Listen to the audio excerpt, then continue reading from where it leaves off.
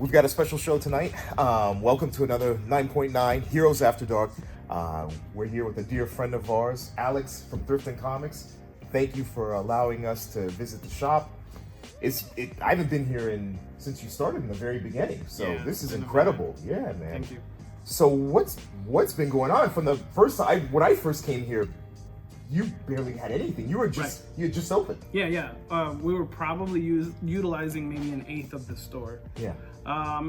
So we've been just trying to find our own way. Mm-hmm. So this whole year has been more of okay, I have an idea, and then this is the idea that I want to do, and then but when you're not following a book or you're not following anyone else, it's kind of hard to know where you're going and all that. So throughout the years, I've just been feeling out the customers and seeing what it is that they're looking for and what they're not looking for, and we've pretty much got there.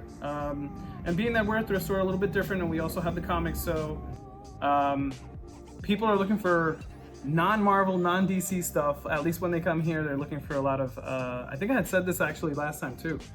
From some of the stuff I showed you today, and t-shirts are going well here, and so I'm in the t-shirt game. That's been fun, and books, media, stuff like that. But comic books are still number one here. So you're technically not a comic shop per se. So you're not carrying books every week, the weekly Wednesday stuff. Correct. We don't do new comic books. Okay. But we get comics at least weekly. We'll have someone bring in at least a short box or a long box. Always. Often, yes. Okay. I'm trying to make it more often, but it's just like anything. Things take time for people to know where you are, who you are. And then just sometimes if you know a store, that doesn't mean you trust them and you like them. So sometimes you got to go to the store, feel them out first, then come back with the stuff. Okay. So I feel like I've been doing a lot of that this whole year. So the focus really for you, when you said you didn't have a blueprint, you're finding your way. It's the community. Correct. Because I hear a lot of chatter about the communal focus. For sure. So now, what does that look like for you? Because it's not Wednesday like some shops. It's every Wednesday you got a group of guys that show up and girls, right. Excuse me. So what happens here? So on Wednesdays, we usually get some people after they go get the new comic books. They'll come over here to see if we have any trades or if we have anything else up on the wall. Okay. They're coming to dig. Yeah, we're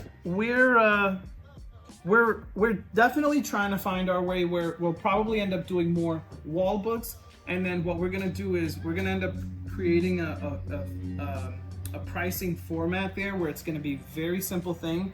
People can come in and be like, you got your $1 boxes all the way to your $5 boxes, and probably everything else will be up here. But I want you to know, we're purposely gonna do if this is a $10 book, we're gonna probably put it for $3. So you're pricing to sell. You're not gonna have. So this is not a museum. This is not a museum. I get people that bring me trade paperbacks to this. They'll bring it up here, or they'll bring whatever, and they're like, "You have this for $5." I'm like, "I know." He's like, "Yeah, this is $30," and I'm like, "I know." So it's a good deal, And so my method is, if I'm walking into a thrift store, the whole point is to find a deal. Yeah. You know what I mean, on something good, and not pay that full price. Because if that's the case, someone can order it online or go to Target or whatever, or another comic book shop and get whatever it is that they're looking for.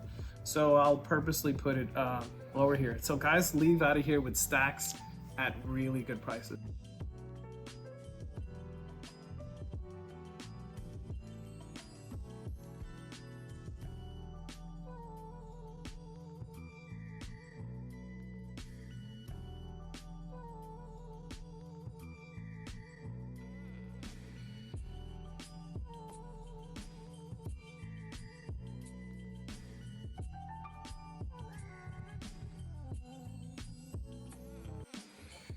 What do you think, from your standpoint, are the books that really get people excited?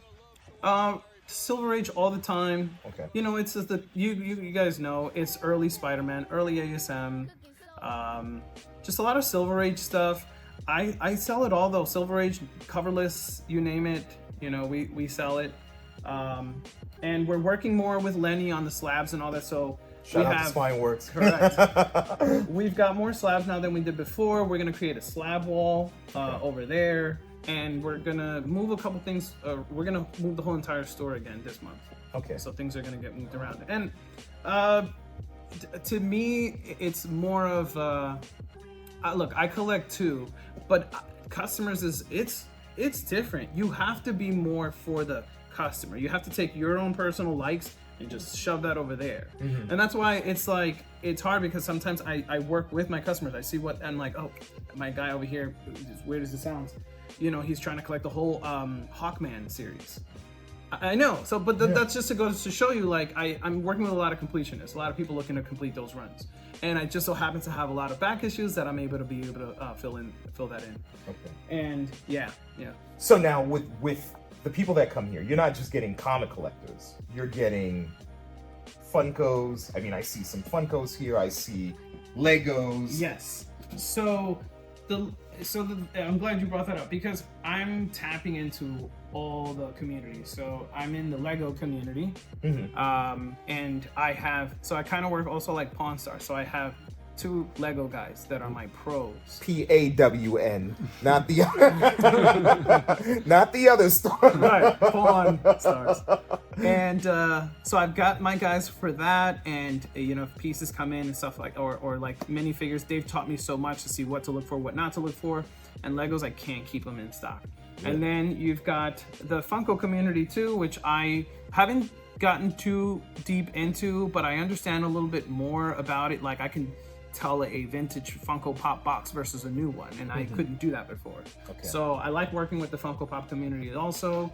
And then what's been really heavy has been Pokemon. So I learned so much this year. It's incredible. Oh, so you've been going heavy on that. Correct. On the same thing. It's just the same thing, just the comics. You know, people trying to complete stuff. I'm trying to complete 151 right now, which is the first one I've ever done. And so it's hard, because here I have to have a little bit of knowledge of all these. Yeah. You know what I mean? You got to be a Swiss Army knife. Yes. And just to know just enough where people don't think I don't know anything. You know what I mean? So, you know, but if anything, I'm actually more of a toy guy. Really? Not comics? Well, comics is next. Okay. Yeah, but if you ranked it, it would be what? Pokemon? If it were up to me, instead of having a room full of boxes, I would have a room full of Hot Toys. And Sideshow. Oh, Sideshow's incredible. Right. The detail on that is insane. Yeah. But then I also got a buddy that he sometimes will get these little wall unit things like that, and then he'll put the toy with the comic with it, and then he does stuff like that. So I thought that was pretty cool. I would consider doing something like that too. Okay. But yeah, if anything, I toys, man, it's toys.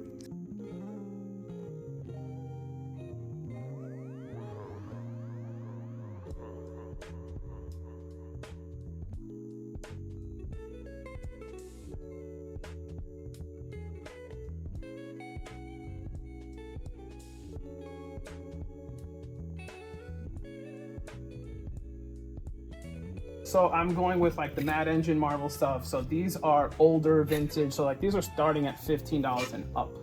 Now this is band stuff here.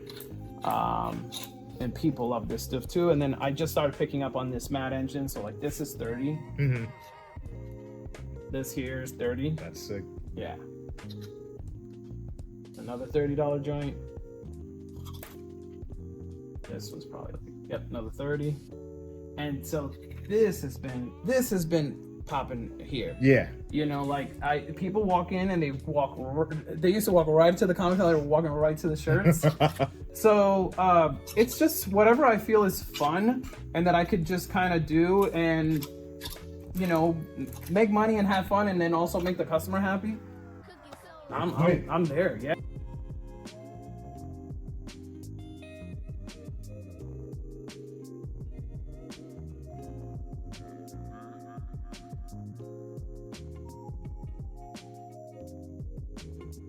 Alex, this place is growing exponentially. You got events happening. Yes. What's going on over here? So same thing with the first and foremost, we love to do the comic events, and we've teamed up with Comic Stand. Angela and Sarah have been fantastic, great people, and they've really helped me out too. Like they were, again, I was able to provide space and all that kind of stuff. They felt that I was good enough. They started shouting me out to their community, and again, that's the thing I tell you, like the fact that they're introducing me, I'm like, thank you.